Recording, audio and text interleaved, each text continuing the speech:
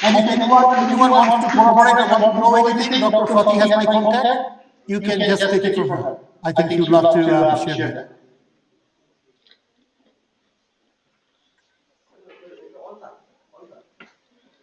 Thank you so very much, Premjit sir. It's such an enlightening lecture on hydroponics. It is very new concept, and the way your organization has been dealing with this particular concept, we are truly delighted. And Asansol Girls College is thankful to you for your insightful lecture, and our Honorable Principal Madam, as she is advocating the different arena of science, and we are truly overwhelmed to express our gratitude to our Honorable Principal Madam, because tomorrow is the National Science Day, 28th of February, to celebrate the Raman effects, and today we are going to celebrate the Kamala Sohini Memorial Lecture. What a dichotomy! Kamala Sohini did a satyagraha andolan against C.V. Raman. She was standing in front of C.V. Raman's office. Dr. Raman considered Kamala Sohini as the distraction in science, and she didn't allow her to pursue her PhD in Indian Institute of Science. But there is some icebreaker. There are people, those who truly believe in the idea of India. They are the believer of the Gandhi, and they brings the change within their own perspective and persuasion towards the knowledge of truth and science. And Kamala Sohini, madam, a notable biochemist, and we are truly delighted that amongst us today we have Suparna Mondol Vishwas, madam, Agriculture and Ecological Research Unit, Biological Science Division, Indian Statistical Institute, India. While in 2020, I was doing my summer school of SPSS under Boitonath sir in Biological Anthropology Unit. While going to that unit, the AERU is just, I think, in the first floor, and their department is the second floor. And I saw madam's name over there, and many AERU students were also participating with us. We had a wonderful time at ISI, and we are truly, means I am really fortunate that our honorable principal Shati madam has given us this opportunity and bring all the best of the best minds of Bengal here in Asansol Girls College at the very first time. And it's now we are truly, means, honored to felicitate ma'am. I would request our honorable principal madam and Shupurna madam, please come up on the dais, and our volunteers, please help madam to felicitate honorable Shupurna madam.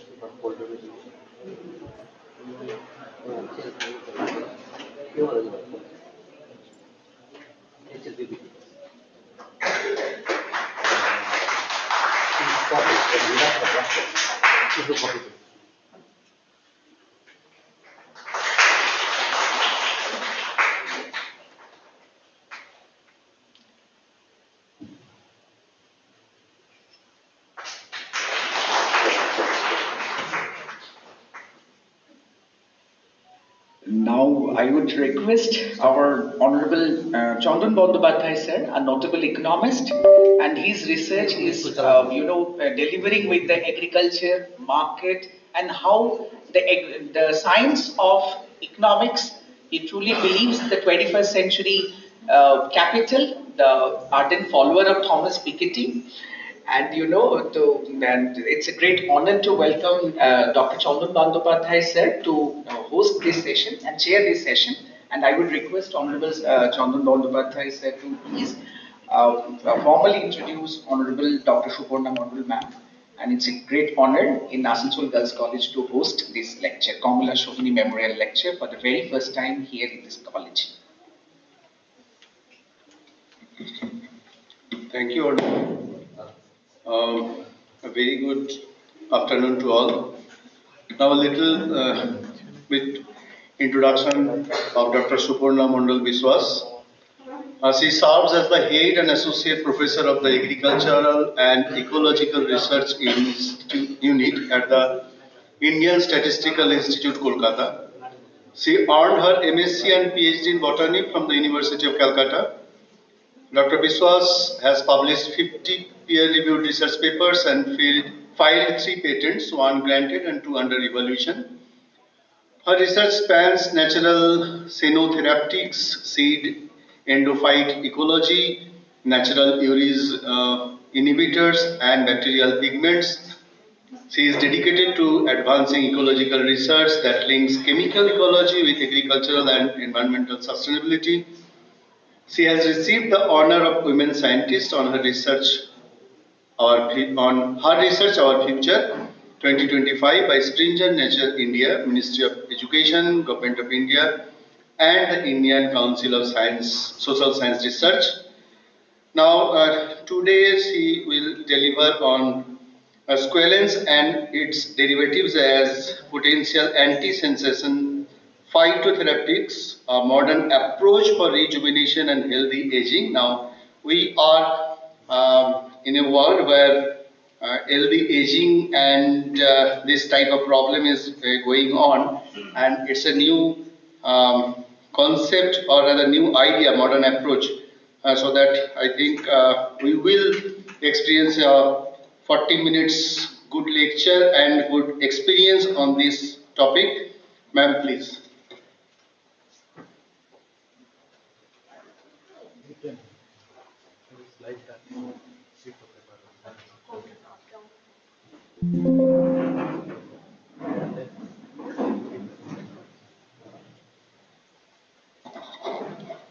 Very good afternoon to all of you.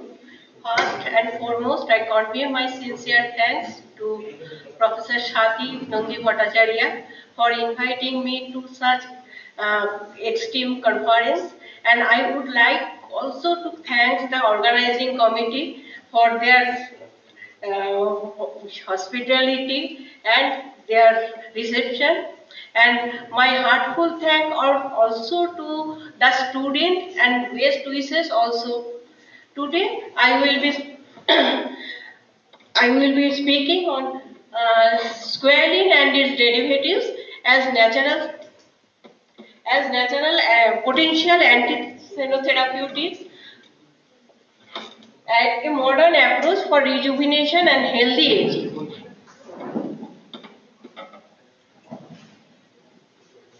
The lifespan of our is increases. That is from 60, we are about to run 80. So the problem of healthy aging and the rejuvenation is the foremost burning issue today's research. Before going in detail, it would be better to discuss first what is senescence and how it is related to aging. What is senescence?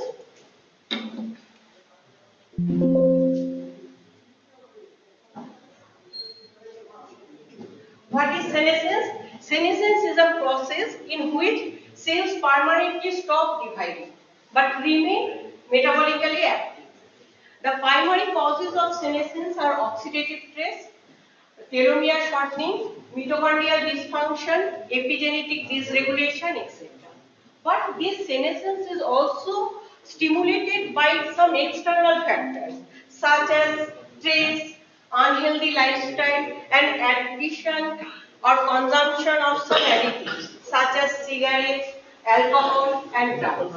So, over time, a large number of senescent cells accumulate in our body, which impairing the tissue dysfunction and the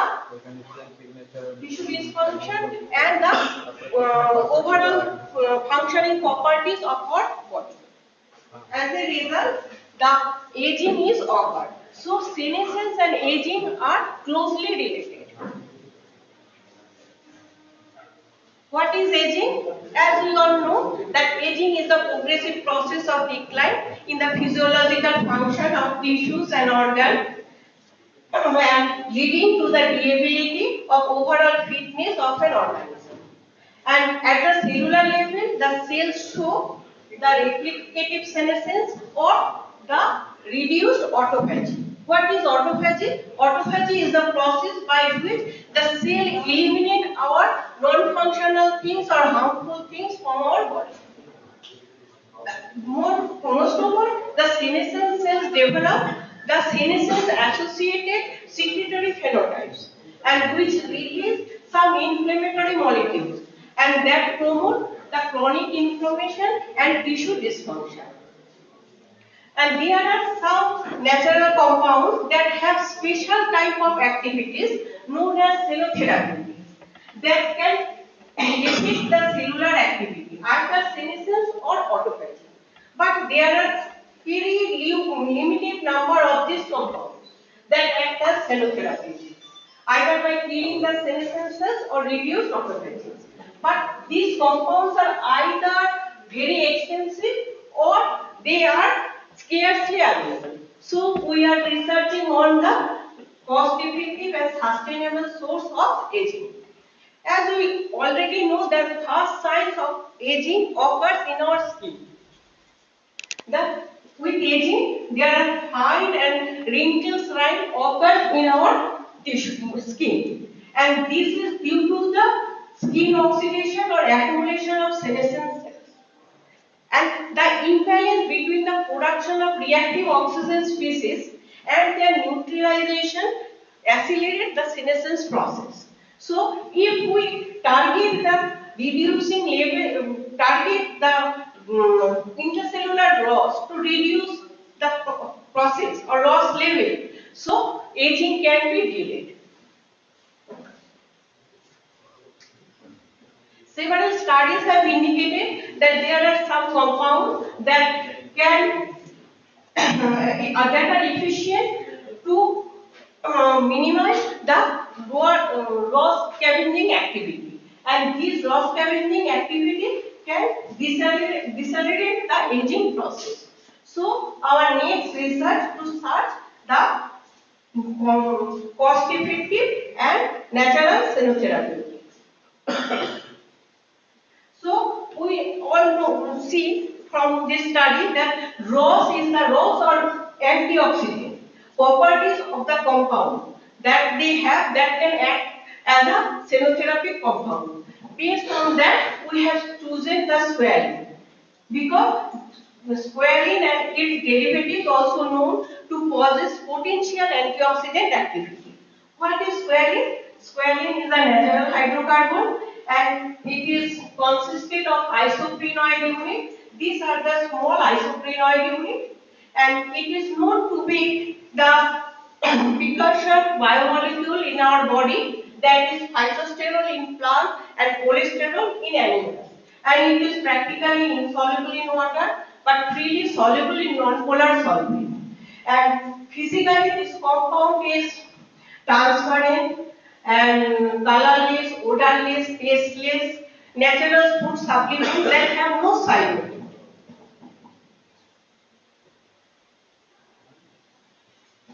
And as we know that squalene is synthesized in our body in the sebaceous gland of our cells, and where it accounts 13% of the total lipids.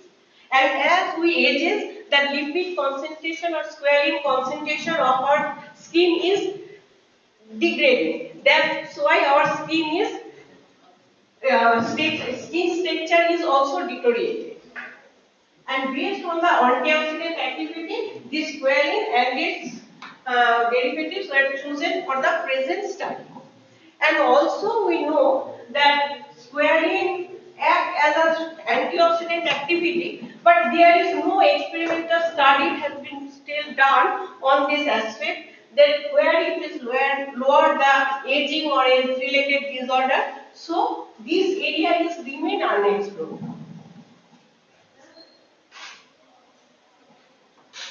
The global squalene market is valued about 185.03 million in the year 2025, but which is expected to reach about 359.5 million by the year 2032, owing to the escalating demand of squalene in cosmetics, pharmaceuticals, and food supplement industries.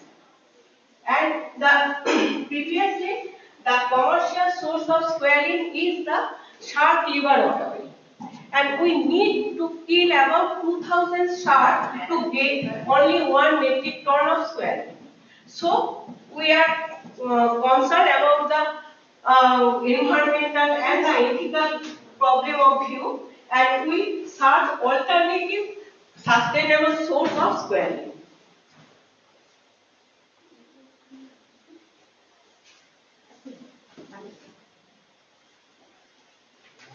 There are some reported vegan sources of squalene, such as olive oil, rice bran oil, soybean oil, palm oil, amaranthus seed oil. But these sources contribute a very little amount of squalene to meet the present squalene demand. So we are searching for another cost-effective sources of squalene. Based on our literature survey, we observed that a number of plants from the Ericaceae family are known to contain squalene in their plant parts. For example, one plant, Bactris gassipes, contains squalene 17% in the total saponifiable oil in seed oil. And another two plants from the same family, Arigna nimula and Arigna englyn, also contain squalene in their leaves. So based on that fact, for our present studies,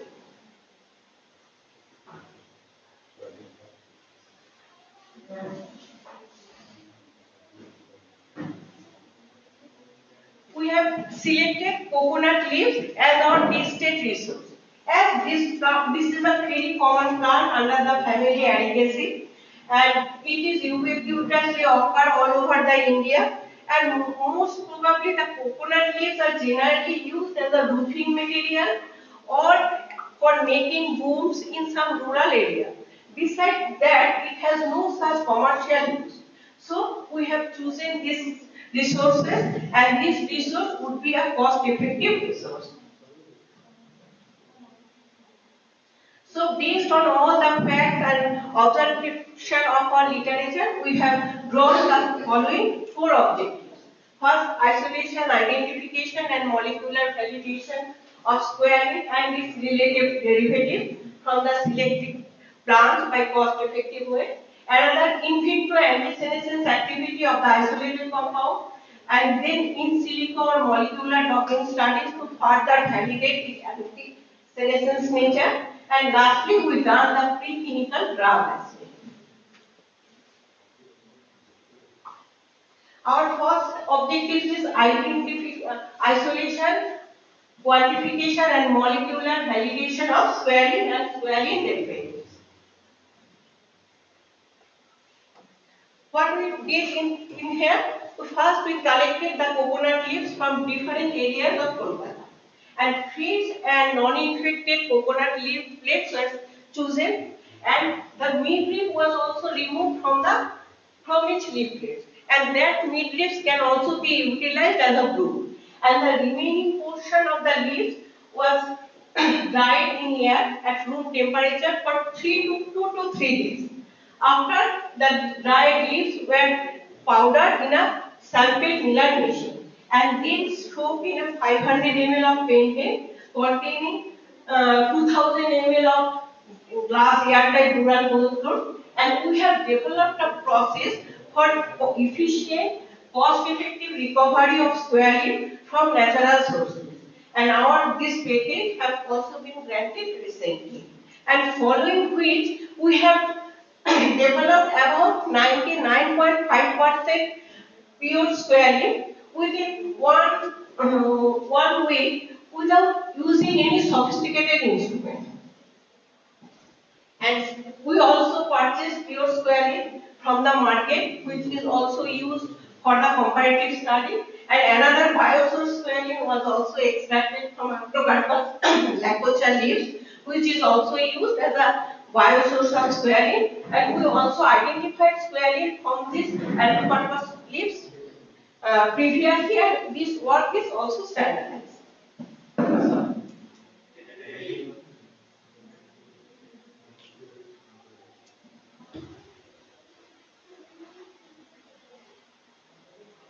Then the pure isolated desired compound were passed through different spectral analysis.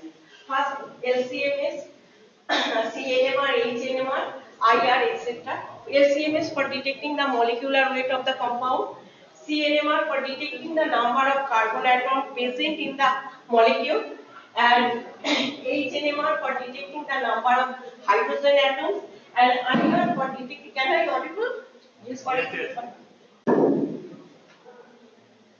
and IR for detecting the different stretching reaction between carbon and hydrogen or functional group. And the spectral analysis also showed the compound is 4,4-diaco-hydrochloride. And this is the structure of squalene and this is the structure of 4,4-diaco-hydrochloride.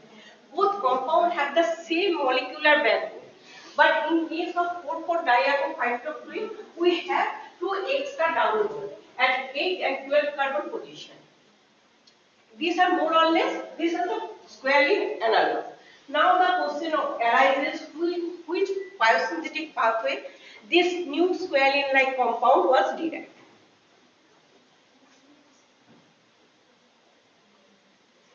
Then we go through its biosynthetic pathway. We all know that squalene is synthesized in our body and it is the precursor of phytosterol in plants and cholesterol in animals. Our body has squalene. And in our body, squalene is produced in two biosynthetic pathways. One is methylonic acid pathway and another is methyl erythritol phosphate pathway. The methylonic acid pathway starts with the condensation of three molecules of acetyl-CoA. Where we get acetyl-CoA, we get acetyl-CoA from carbohydrate metabolism, and it is present in our body. The three molecules of acetyl-CoA combine to form 3-hydroxy-3-methyl glutaryl CoA, and this compound is ultimately converted into methylonic acid. And in case of methyl erythritol phosphate pathway, the one molecule of glyceraldehyde phosphate and pyruvate first condense to form deoxyxylulose phosphate. This compound, and which through metabolic reaction form methyl 4-erythritol phosphate. So these are the methylonic acid pathway and this is the methyl erythritol phosphate pathway. And these two pathways form a common precursor, that is isopentyl pyrophosphate. This isopentyl pyrophosphate is the precursor molecule for different types of biochemical reaction, and it is further produced farnesyl pyrophosphate, and farnesyl pyrophosphate then produce the squalene.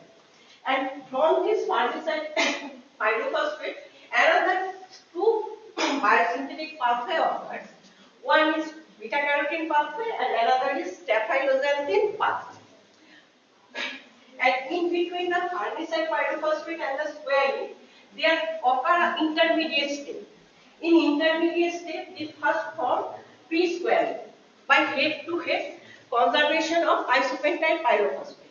And this isopentyl pyrophosphate, this pre-squalene, in the presence of NADPH2, it forms squalene. But in the absence of NADPH2, it forms dehydrosqualene.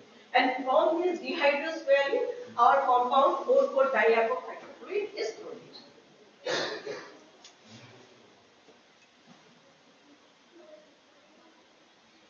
Our next objective is to screening the anti-senescence activity of the compound. We have taken three compounds. One is compound that we get from the squalene, and another compound from the pure standard squalene, and another from biosource squalene.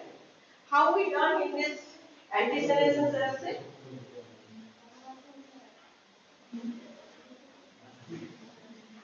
First, we tested the cytotoxic effect. If the compound have any cytotoxic activity within our cell, for that we taken different concentration and the W131 cells. And from the result we see that 4,4-diaco-hydrochloride shows the stimulation cell viability increases up to 16 mg per ml. But in case of standard squalene, it shows 8 mg per ml. So our tested compound is far better than squalene in increasing the cell viability. So our compound, but after 16, it shows the decline in nature.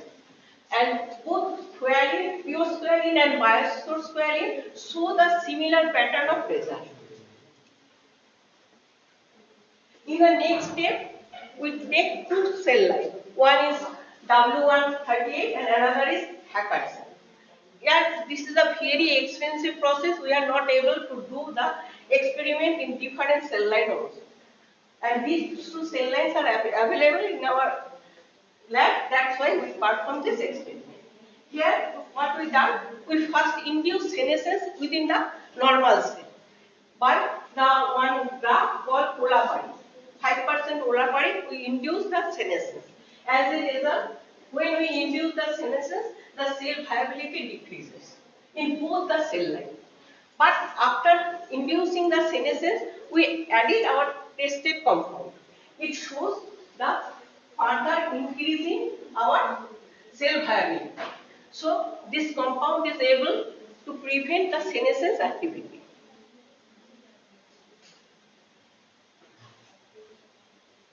Next, we done another senescence marker test called beta-gal assay. And what is done in that assay? The enzyme that is called beta-galactase. That is the lysosomal enzyme and which breaks the glycosidic bond of the carbohydrate and makes monosaccharides. And when there is an induction of senescence, and this enzyme is particularly active at the pH 4.5. But when we induct the senescence within the cell, this enzyme is again more or less active at pH 8. So during the induction of senescence, the cell metabolic activity is increases, and the enzyme is also active. This enzyme is also active, and we saw that when we uh, added the olaparib, the number of beta-gal cell was increasing. It is 5.66% in W138 and 8.95 in the hacker cell. But when we take the cells with the tested compound, the number of beta-gal positive cell is decreases. The beta-gal positive cell decreases means it is able to prevent the senescence activity.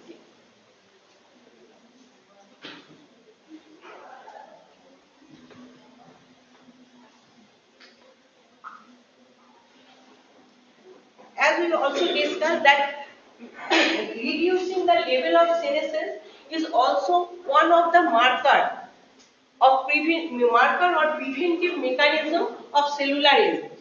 In that case, we first induces the ROS within the cell, and after that we get the cells with the tested compound.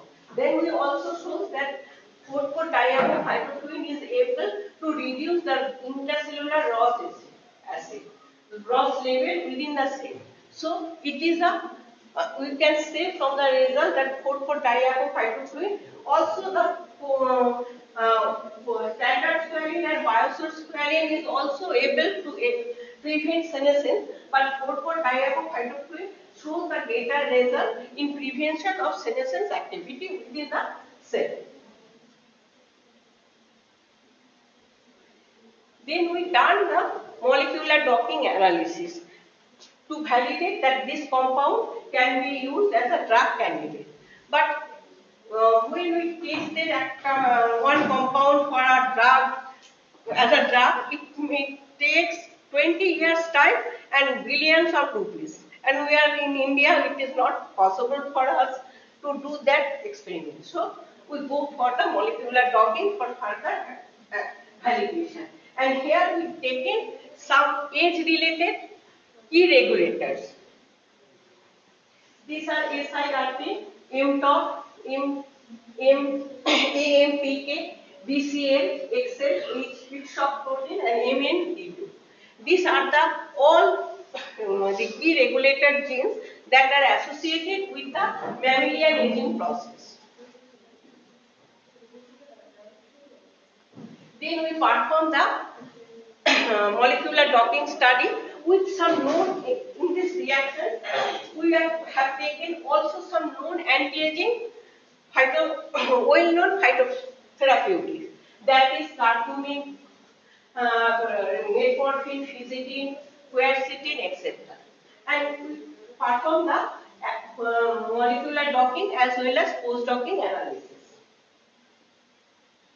In the molecular docking analysis, we show that 4,4-diagonophytofluid shows the strong negative binding score affinity for all the key regulators protein, except one, that is AMPK. In case of AMPK, quercetin shows the great best result. So, for our future study, we omitted this AMPK genes.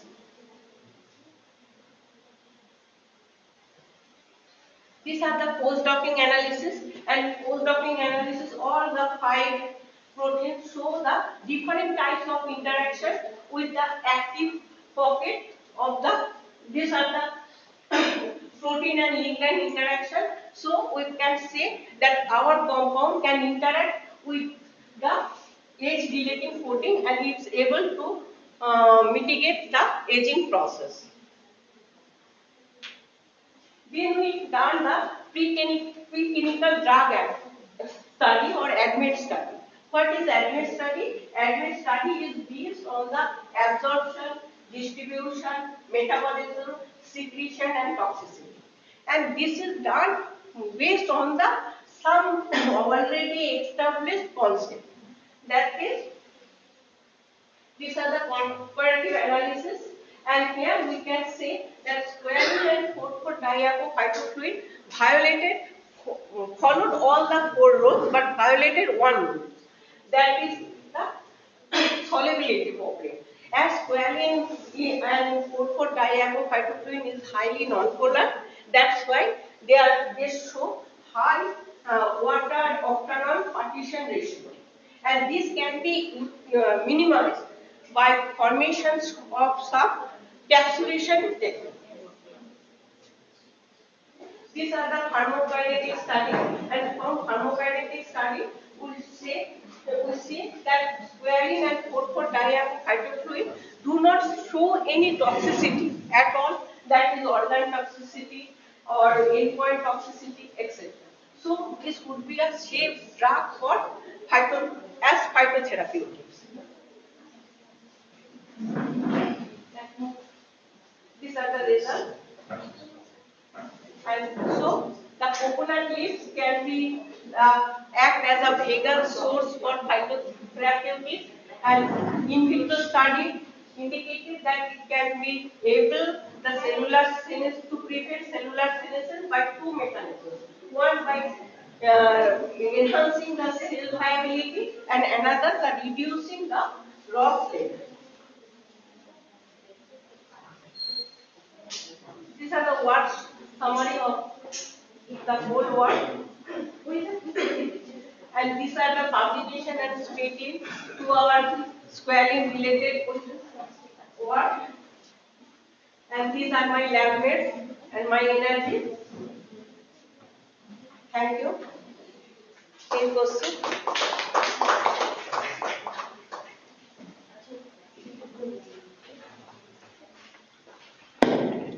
Any question from the audience and respected faculty members? Any question regarding ma'am's topics?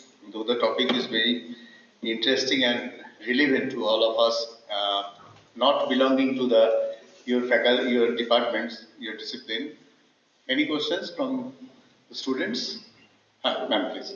Thank you, Suparna, for this inspiring lecture. Actually, I am feeling proud because we are from the same Oh, yeah. Our teacher is saying, so that's why really I am feeling proud Okay, that our junior is working on so well. So very good, Suparna. Just transmit it to your next generation. That will be our very. Okay, that means this is your observations regarding your junior. Okay, so no question.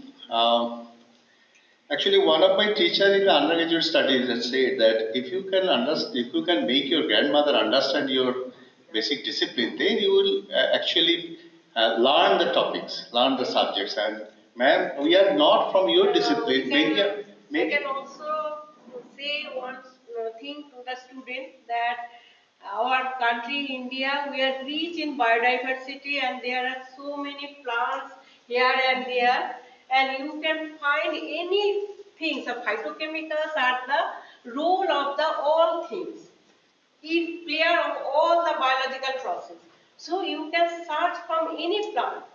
And in Rabindranath says that যেখানে দেখিবে ছাই উড়াইয়া দেখো তাই পাইলেও পাইতে পারো অমূল্য রতন, সেইটা আমাদের ক্ষেত্রেও কিন্তু প্রযোজ্য।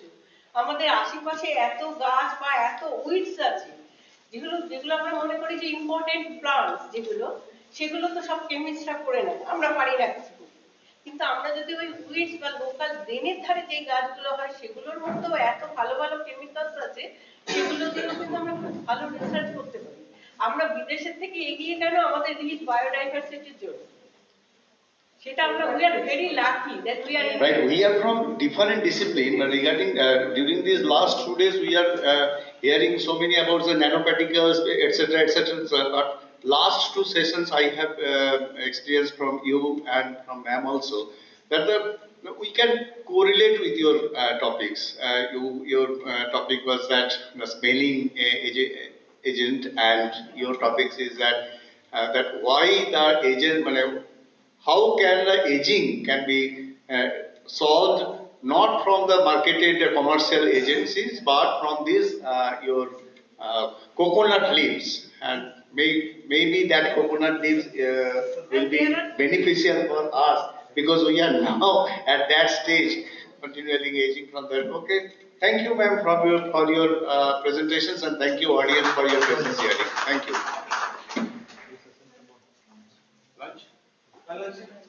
Okay, now please, there's a lunch session.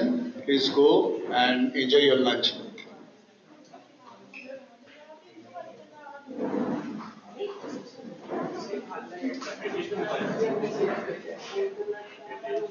Something